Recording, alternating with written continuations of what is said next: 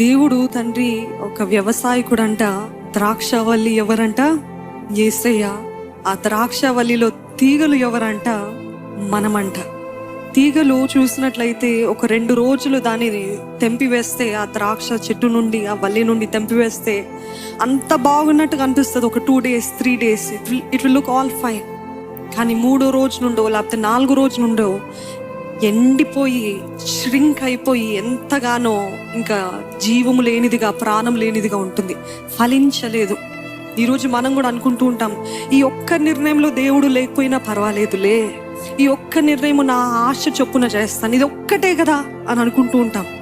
But is everything that you desire and want is in God's will?